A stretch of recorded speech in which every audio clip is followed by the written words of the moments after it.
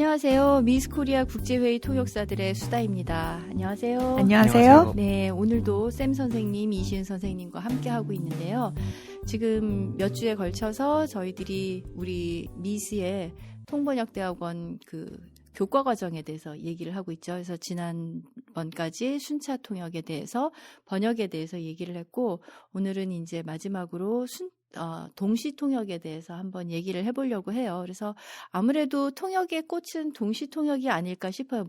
모든 통역이 다 중요하기는 하지만 여러 가지 스킬을 가장 많이 사용해야 된다는 점에서 가장 어렵기도 하고, 그런 면에서 이제 통역의 꽃은 동시 통역이다라고 감히 말씀드릴 수가 있을 텐데. 종합 세트. 예, 종합 선물 모든 세트. 것들의 종합 선물 세트, 모든 스킬이 망라한 그러한 통역인데, 어떻게 교육이 진행되는지 한번 얘기를 나눠봤으면 좋겠어요. 아무것도 모르는 학생들을 데려다가 어떻게 동시통역사로 키울 수 있을 것인가. 첫 학기에는 저희가 동시통역 과정을 공부를 하지 않아요. 순차통역만 공부를 하고, 그만큼 이제 동시통역이 어렵기 때문에. 그런데 어느 정도 통역 기본에 대한 스킬이 만들어졌을 때 저희들이 이제 동시통역을 시작을 하게 되는데, 둘째 학기부터 1학년 2학기부터 동시통역 수업을 시작을 하죠. 그러면 저희가 이제 동시통역 수업이 어떻게 진행되는지 구체적으로 물어봐야 되는데, 이시은 선생님은 첫 동시 수업을 어떻게 시작을 하시나요? 1학년 2학기 때 이제 동시 수업을 처음 시작하죠. 그런데 학생들한테는 아무래도 생소한 기술이기 때문에 동시 통역이라는 것이 아무리 순차를 잘하더라도 그 순차 통역사가 활용할 수 있는 기술 외에 여러 가지 이제 기술을 필요로 하죠. 예를 들어서 연사가 말할 때 동시에 이제 통역이 나가야 하기 때문에 연사의 말과 자기가 하는 말이 이제 서로 간섭을 받을 수가 있어요. 그래서 이제 동시 통역사가 길러야 하는 자질 중에 가장 중요한 것이 이 스플릿 어텐션이라고 영어로 얘기를 하는데, 듣는 이런 뇌와 그리고 말하는 뇌를 이렇게 분리하는 거죠. 말하자면 말이 쉬워서 분리한다고 하는데 해보면 참 어렵습니다. 네. 그래서 이제 들으면서 동시에 말할 수 있는 두 가지 일을 한꺼번에 할 수 있는, 예전에 미국의 클린턴 대통령은 한꺼번에 항상 멀티태스커여서 한꺼번에 세네 가지 일을 한꺼번에 할 수 있었다고 하는데, 어쨌든 그런 멀티태스킹을 할 수 있는 뇌의 능력을 기르기 위한 여러 가지 훈련을 해요. 그래서 처음부터 보통 한 4주차까지는 본격적인 한영이면 한영, 영한 이런 식으로 동시통역을 시작하지 않고 같은 언어 내에서 이제 한국어를 한국어로, 처음에는 저는 이제 숫자를 사용을 해서 학생들에게 이제 어떤 이야기를 해줍니다. 그러면 학생들은 그 이야기를 들으면서 그냥 듣는 것이 아니라 이제 이야기 들은 내용을 메모를 해서 나중에 이제 자기가 얘기를 할 수 있어야 하는데, 그냥 듣는 것이 아니라 숫자를 세면서 듣게 하죠. 처음에는 이제 쉽게 1서부터 1, 2, 3, 4 이렇게 세게 하는데, 굉장히 쉬운 초보적인 단계죠. 1, 2, 3, 4 이렇게 세는 거는 숫자가 쉽기 때문에. 그런데 약간 이제 단계를 계속 어렵게 진행을 하면서 숫자를 1000서부터 거꾸로 세어 내려가면서 들으라. 그러면은 이제 어떤 일정한 간격으로 숫자를 세가면서 내가 얘기해주는 내용을 듣고 그 내용을 기억해서 얘기를 해보라. 이런 식의 훈련도 하고요. 또 조금 더 나아가서는 숫자가 아니라 본인이 재미있게 봤던 영화 이야기를 한번 얘기를 하면서 내 얘기를 들어라. 전혀 다른 내용의 이런 것 연습도 해보고, 또 이런 연습도 합니다. 제가 어떤 질문을 계속 던져요. 예를 들어서 대한민국의 국화는 무엇입니까? 그러면 뭔가 대답을 하겠죠. 그런데 그 대답을 기다리지 않고 저는 계속해서 빠른 속도로 질문을 던지면 학생들은 계속해서 빠른 속도로 대답을 해가면서 질문을 듣고 대답을 하는 그러니까는 그런 여러 가지 이런 훈련들을 합니다. 네, 그래서 저도 숫자 세는 연습부터 시작을 하기는 하는데요. 1부터 세는 건 저는 아예 시작은 하진 않아요. 좀 학생들에게 1000 단위부터 거꾸로 세우는 거, 그 다음에. 처음부터요? 네, 처음부터. 예, 힘들게 하시는군요. 그리고 그 다음에는 홀수만 말하는 거. 그러니까 저는 말만 해도 어렵겠는데요. 999, 다음에 998이 아니라 997로 넘어가는 거죠. 아니면 빼기 3을 하면서 내려온다던가. 선생님. 네. 수학을 못하는 사람은. 그러고서는 이제 끝에 마지막 숫자가 뭐였냐를 꼭 확인을 하죠. 그래서 그거는 이제 일정한 페이스로 갔는지 안 갔는지를 확인을 하기 위해서 그렇게 하고, 그다음에 이제 숫자를 세는 것, 그다음에 이제 또 쉐도잉도 저희가 연습을 시키잖아요. 그래서 기본적인 것 같아요. 그래서 말하면서 상대방이 말하는 얘기를 동시에 들어야 되기 때문에 이 쉐도잉은 따라가면서 그 연사가 하는 말을 들으면서 하는데 바로 바짝 따라가는 게 아니라 한 두세 단어 뒤부터 시작을 해서 따라가는 연습을 하게 되죠. 그래서 이것도 굉장히 어려운 연습이에요. 처음에 시작을 할 때는. 그래서 그렇게 해서 스플릿 어텐션을 가능하게 하는 연습들을 먼저 시작을 하고 하죠. 샘 선생님은 어떤 게 기억에 많이 남나요? 이시은 선생님께서 말씀하신 개인적인, 아까 영화라고 말씀하셨는데, 우리가 수업할 때는 개인 얘기를 하라고 시켜서 가지고 제가 육아에 대해서 말하면서 듣는 연습을 했던 기억이 있습니다. 어려웠습니다. 네. 어렵죠. 처음에 하면 굉장히 어렵죠. 그래서 보통 부스에 들어가서 저희들이 수업을 하는데 처음에 한 1분 정도만 해도 학생들이 머리에 쥐가 날 것 같다고 얘기를 하는데 이 연습이 쌓이고 나면은 5분, 15분 이게 참 늘어가는 걸 보면은 보람이 있죠. 그래서 보통 선생님들 시장에서 통역하실 때 두 사람씩 동시 통역 들어가서 하시잖아요. 얼마만큼씩 턴을 하시나요? 이시은 선생님은? 보통은 한 20분 정도에 바꾸자라고 하는데, 이제 다른 선생님도 경험이 있겠지만, 어떤 경우에는 이제 굉장히 통역이 잘 될 때가 있죠. 어느 날 유난히 잘 되고, 그리고 플로우를 타서 이제 계속 말이 잘 나오고 있을 때는 마이크를 쉽게 놓고 싶지 않은, 일부러 놓고 싶지 않아서 그런 건 아니지만, 이제 너무나 흥이 나서 하다 보니까, 실컷 하다가 보면은 어느새 30분, 40분이 되어 있는 경우도 있어요. 그만큼, 그래서 어느 정도 훈련이 되면 처음에는 학생들이 5분만 해도 아까 머리에 쥐가 난다, 머리에서 김이 난다 막 이렇게 얘기하는데 그게 좀 익숙해지면 3, 40분까지도 할 수 있다고 생각을 하지만 보통은 저희가 워낙에 집중력을 요구하는 그러한 일이다 보니까 보통 15분, 20분 이렇게 네, 바꾸는 것 15분, 같아요. 20분. 네. 샘 선생님은 어떠세요? 역시 연사의 스타일과 난이도에 따라 네. 연사의 말하는 속도에 따라서 많이 영향을 받는 것 같습니다. 그러니까 연사가 너무 빨리 말하거나 아니면 내용이 너무 어려울 경우에는 딱 15분 정도가 네. 적당한 것 같고요.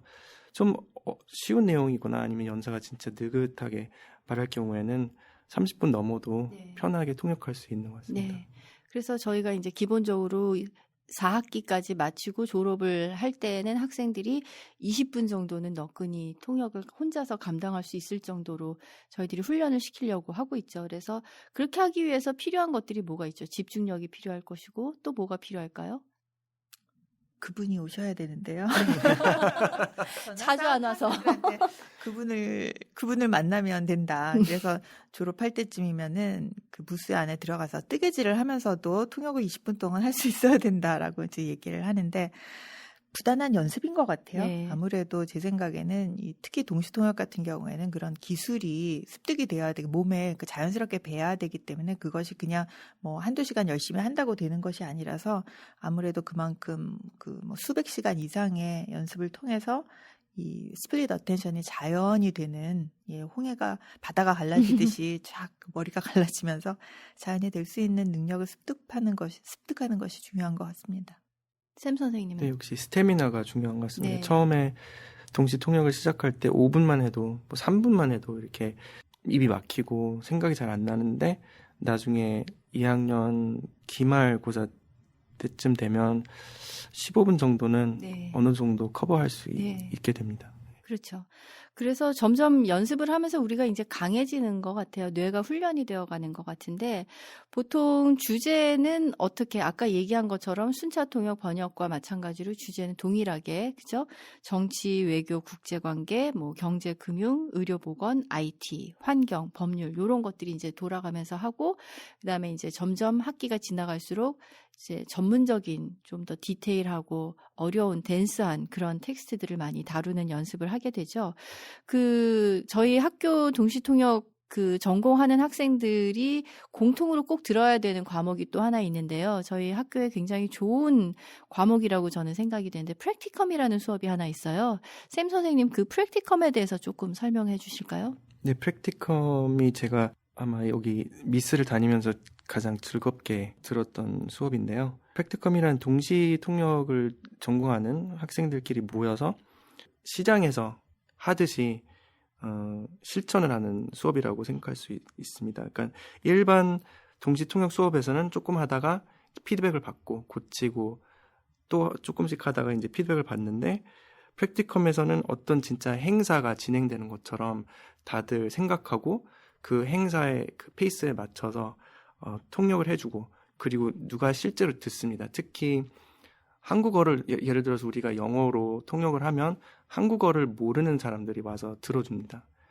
수업에서는 모두 한국어, 영어를 둘 다 알기 때문에 100% 우리가 통역한다는 느낌이 안 날 수도 있는데 그리고 언제나 이제 조금만 미닝이 틀려도 누군가가 그걸 지적할 거라는 그 각오를 하고 하는데 프랙티컴에서는 한국어 그 소스 언어, 한국어를 모르는 사람들이 대부분이니까 100% 정확하게 하는 것보다 의미 전달, 이 사람들이 연사가 하는 의도를 잘 알아들을 수 있는지 거기에 포커스를 맞춰서 하기 때문에 근데 많이 유익한 것 같습니다. 현실감이 있는 거죠. 그러니까는 지금 말씀하신 거에 덧붙여서 학생들이 실제 정말 통역을 한다는 느낌을 받는 이런 것들이 굉장히 중요시 생각하고 그렇게 했을 때 많이 도움이 된다라고 얘기하는 것 같아요. 저도 이제 여유가 됐고 그리고 이게 사정이 허락한다면 외부에서 이제 연사를 모셔와서 통역을 이제 시키는 경우가 많은데 이제 한국분 연사를 이제 모셔오면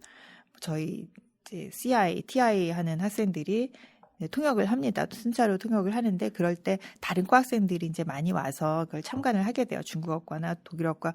그러면 가장 좋은 것이 이제 그 학생들이 한국어를 모르니까 그 100% 저희 통역사들의 통역에 의존을 해서 듣게 되고 이제 나중에 이제 피드백을 쓰게 되면 그런 학생들이 써주는 피드백이 굉장히 도움이 많이 되는 것 같아요. 그래서 정말 우리는 이제 한국말도 알아듣고 영어도 알아듣는 상태에서 이걸 듣는 것보다 한국말을 전혀 모르는 청중들을 대상으로 통역을 했을 때 뭐가 중요한가라는 것들을 이제 학생들이 파악하게 되죠. 네, 그래서 프랙티컴에 대해서 또 한 가지를 더 덧붙이자면 매주 저희 학교에서 여러 가지 행사가 실제로 일어나고 있어요. 이제 다른 과에서 초청한 연사들도 와서 그 연설을 할 때 저희들이 투입되기도 하고 그래서 그런 매주 학생들이 그 어느 행사에 내가 통역을 하겠다라고 이제 신청을 하죠. 그래서 파트너와 함께 실제로 그 행사에 가서 통역을 하는 거예요. 동시 통역을 하고 그리고 이제 혼자만 가는 게 아니기 때문에 이제 다른 언어 학생들과 같이 그 통역이 투입이 되기 때문에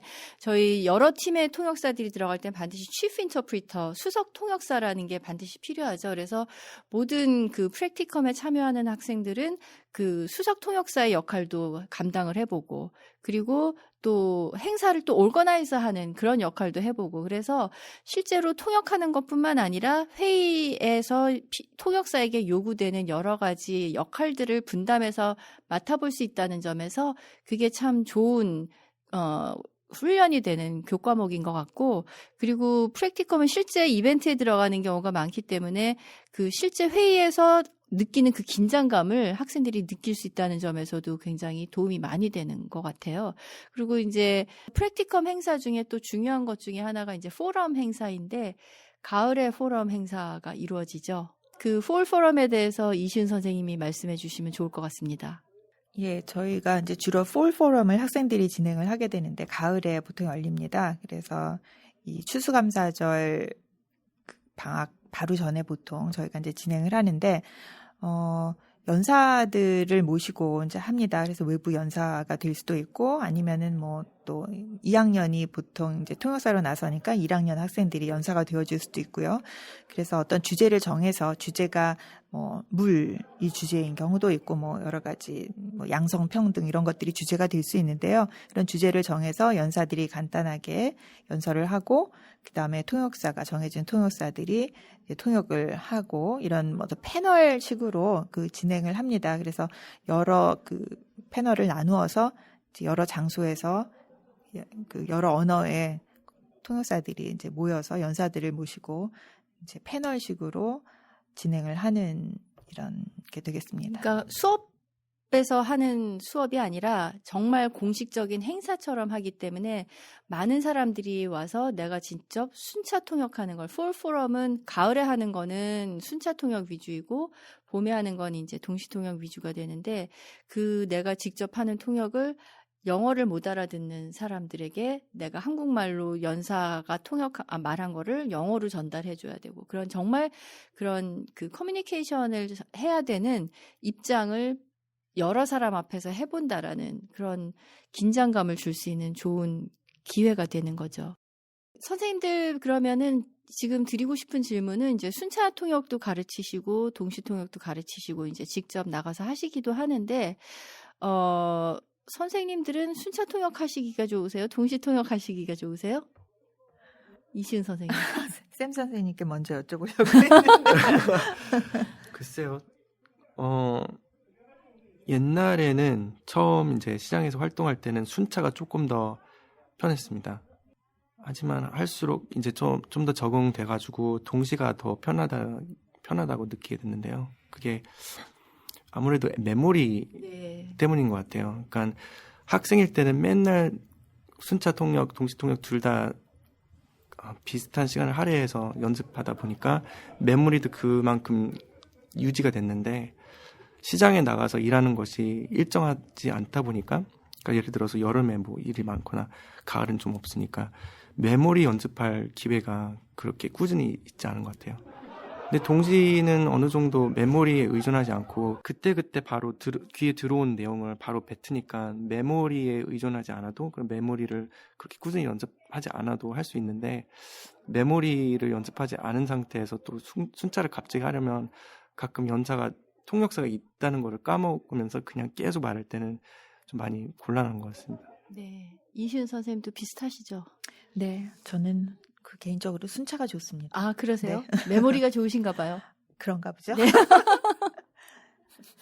칭찬이 되었네요. 네.